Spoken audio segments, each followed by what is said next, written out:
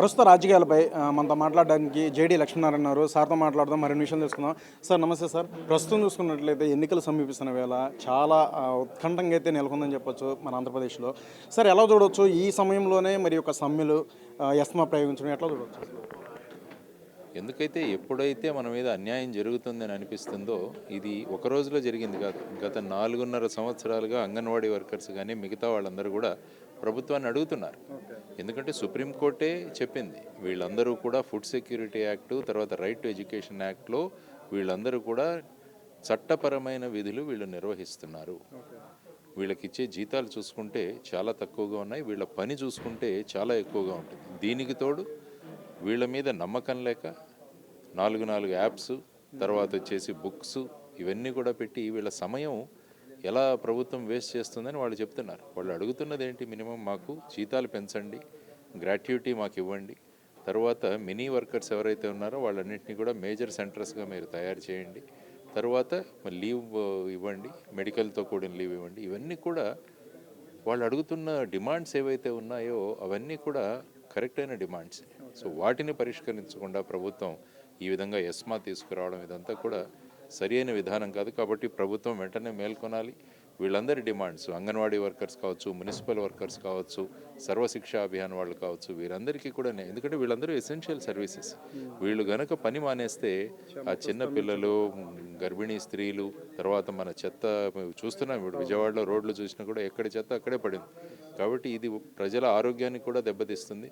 కాబట్టి వెంటనే ప్రభుత్వం స్పందించాలి. ఎందుకంటే పాదయాత్రలో వీరు తెలంగాణ ప్రభుత్వం ఎంత ఇస్తుందో దానికన్నా 1000 రూపాయలు నేను అదనంగా ఇస్తానని ప్రామిస్ ఇచ్చారు. నాయకులు ఎప్పుడూ కూడా ఇచ్చిన వాగ్దానాలను నెరవేరిస్తే వాళ్ళే నిజమైన నాయకులు అవుతారు. సో ఆ విధంగా చేయాలని ప్రభుత్వాన్ని మేము కోరుతున్నాం. సార్ ఎన్నికలు సమీపిస్తున్న వేళ జై భారత్ నేషనల్ పార్టీ ఇది ఒక చర్చనీయాంశం అయిపోయింది. ఈ ఎన్నికల్లో దిశానిర్దేశం చేస్తారంటూ డిబేట్స్ కూడా జరుగుతున్న వేళ సార్ దాని మీద మీ కామెంట్ ఏంటి? నిజంగానే ఆ విధంగానే అన్ని నియోజకవర్గాలు కూడా మరి పోటీ చేయనున్నారా ఏంటి? అసలు కార్యాచరణ ఏ విధంగా ఉంది? ఎన్నికల కోసం పుట్టింది కాదు జయ భారత్ నేషనల్ పార్టీ, ప్రజల జీవితాల్లో మార్పులు తీసుకురావడానికి పుట్టిన పార్టీ ఇది. అందువల్ల ఎలక్షన్స్ జరుగుతున్నాయి కాబట్టి ఎలక్షన్స్ ఉన్నాయి. కాబట్టి ఎలక్షన్లో ఇది ప్రజాస్వామ్య ప్రక్రియలో ఎలక్షన్లో భాగస్వామ్యం చేయడం అన్నది రాజకీయ పార్టీల యొక్క పాత్ర. ఆ పాత్రను కూడా జయ భారత్ నేషనల్ పార్టీ నిర్వహిస్తుంది ఖచ్చితంగా. మీరు అన్నట్టు మా క్యాండిడేట్లు కూడా చాలామంది వస్తున్నారు మా దగ్గరికి. వారి ఎలక్షన్ అంటే ఆర్థిక బలం కూడా చాలా వరకే ఉండాలి కదా సార్, అది ఏ విధంగా నెక్కగలను? ఇప్పటికే అధికార పార్టీ అలాగే ప్రతిపక్ష పార్టీలు ముఖముడిగా మరి వస్తున్నాయి ఇక్కడ అధికార పార్టీని గద్దెదించడానికి. ఈ సమయంలో మీరు పార్టీ పెట్టడం, మీరు మరి ప్రజల్లోకి వెళ్ళడం, ఇవన్నీ కూడా చూస్తుంటే మరి ప్రజలు ఎంతవరకు విశ్వసించి మిమ్మల్ని ఎన్నుకునే అవకాశం ఉంటుంది? పర్వాలేదు, మోసం చేయాలంటే డబ్బులు కావాలి, బూటకప్ మాటలు చెప్పాలంటే డబ్బులు కావాలి. ప్రజలకు వాళ్ళ చైతన్యం గురించి చెప్పడానికి డబ్బులు అవసరం లేదు. కాబట్టి ప్రజల ఓటు యొక్క విలువ ఏంటో మేము చైతన్యం తీసుకురావడానికి పుట్టింది జై భారత్ పార్టీ. కాబట్టి మాకు డబ్బులు అవసరం లేదు. చైతన్యవంతమైన ఓటర్లు తయారు చేస్తే, చైతన్యవంతమైన ఓటర్ ఒక ఓటు వేసిన జై భారత్ పార్టీకి అది మా విజయమే అనుకుంటాం. సార్ ఇప్పటికే ఇన్ఛార్జీలు ఒక మార్పిడి వైసీపీలో చూసుకున్నట్లయితే చాలా గందరగోళ సిచ్యువేషన్ ఉంది. వివిధ పార్టీలోకి వెళ్తున్నారు, మీ పార్టీలోకి వస్తున్నట్లు కూడా మరి ఏమన్నా మరి సంప్రదింపులు ఏమన్నా ఉందా? మీరేమన్నా చేశారు? మేము ఎవరిని సంప్రదించాం. మా దగ్గరికి వచ్చేవాళ్ళంతా కూడా వాళ్ళే వాలంటరీగా వస్తున్నారు. చాలామంది మన యువతరం చాలామంది వస్తున్నారు. మేము మార్పు తీసుకొస్తాం, మేము జై భారత్ పార్టీ ఆశయాలను ముందుకు తీసుకుందాం, వాళ్ళందరికీ కూడా స్వాగతం చెప్పాను. ఎన్నికల కోసం పుట్టిన పార్టీ కాదు ఇది. ప్రజా జీవితాల్లో ఆమూలాగ్రమైన మార్పు తీసుకొచ్చి వాళ్ళ జీవితాలు మార్చొచ్చి వాళ్ళ ఓటింగ్ అధికారం ఎంత గొప్పదో అని తెలియజేయడానికి వచ్చింది. కాబట్టి ఈ ప్రక్రియలో మేము ఉంటాం. సార్ అధికారమే లక్ష్యంగా ఎక్కువ ఇన్ఛార్జీలు మార్పిడి అనేది జరుగుతుంది. ఇది రాజకీయం చూసుకున్నట్లయితే ఎట్లా చూస్తారు? మీ కామెంట్ ఏంటి? నిజంగానే ఒక ఇన్ఛార్జీలు మార్చిన వెంటనే అక్కడ ఆ స్థితిగతులన్నీ కూడా మారి ఓట్లు వేసే అవకాశం ఉంటుందనుకుంటున్నారా? అధికార పార్టీ ఏదైతే ఆలోచిస్తుందో ఇదన్నీ కూడా మీ పాయింట్ ఆఫ్లో చూసుకున్నట్లయితే ఎంతవరకు ఆమోదయోగ్యం అనుకోవచ్చు? అధికారం ఎన్నికల్లో ఏ విధంగా అడుగులు వేస్తుంది? మీ కామెంట్ ఏంటి? జై భారత్ నేషనల్ పార్టీ ఏం చెబుతోందంటే, అధికార పక్షానికి ఎలక్షన్లో క్యాంపెయిన్ చేసి అధికారం కూడా ఇవ్వకూడదంట. 5 సంవత్సరాలు మీకు అధికారం ఇచ్చింది ప్రజలు. మరి 5 సంవత్సరాల్లో మీరు చేసిన కార్యం ఏదైతే ఉందో అదే మీ క్యాంపెయినింగ్ అవ్వాలి. మళ్ళీ ఇన్ఛార్జీలను మార్చడం, మళ్ళీ మేనిఫెస్టోలు తయారు చేయడం, ఇవన్నీ ఎందుకు?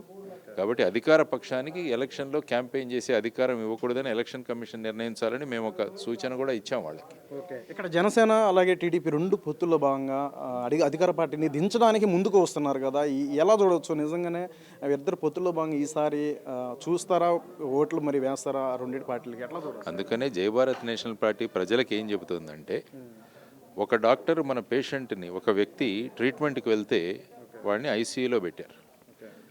5 సంవత్సరాల తర్వాత ఈ డాక్టర్ మారిపోయి కొత్తగా వచ్చిన డాక్టర్ ఐసీయూలో ఉన్న పేషెంట్ను వెంటిలేటర్ మీద తీసిపోయాడు.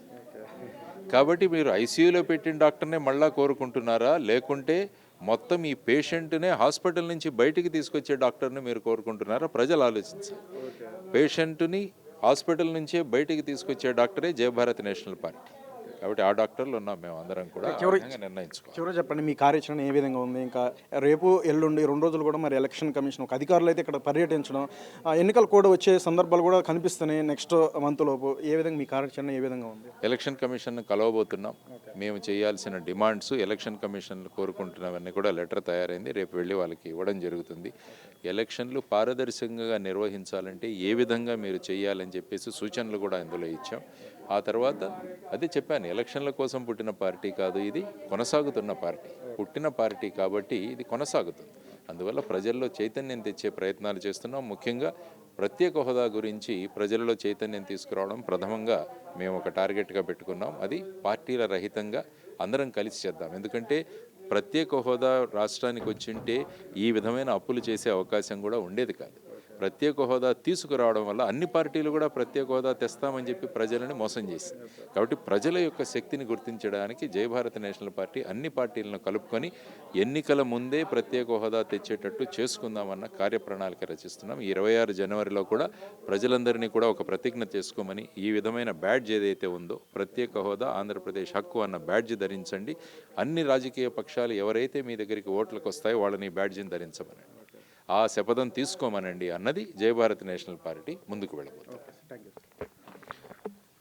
రైట్, అది జేడి లక్ష్మీనారాయణ గారు చెప్తున్నారు. జై భారత్ నేషనల్ పార్టీ అనేది ఇది కేవలం ప్రజల కోసం పెట్టడమే జరిగింది. ఈ యొక్క ఏవైతే వచ్చిన పార్టీలు అధికార పార్టీ ఇప్పుడు ఉన్నప్పుడు కూడా చాలా సంక్షేమ పథకాలన్నీ కూడా అమలు చేస్తాం అన్నప్పుడు కూడా చాలా వరకు చేయట్లేదు అని చెప్తున్నారు. ఇంకా గతంలో చూసుకున్నట్లయితే గతంలో పార్టీలో కూడా ఎటువంటి కార్యాచరణ ఎటువంటి ప్రజలకు చేశారని కూడా ఇవన్నీ కూడా ప్రజలు ఆలోచించారు. కాబట్టి ఈసారి జై భారత్ నేషనల్ పార్టీ వైపే ప్రజలందరూ మొగ్గు చూపుతారు. సో ఆ విధంగా చైతన్యం అయ్యే విధంగా పార్టీ అడుగులు వేస్తుంది. ఇంకా చాలా మొత్తంలో కూడా పార్టీలోకి జాయిన్ అవుతున్నారని చెప్తున్నారు. ఏదేమైనా సరే ఎక్కువ మొత్తంలో కూడా మేము నిలబడతాం అని చెప్తున్నారు.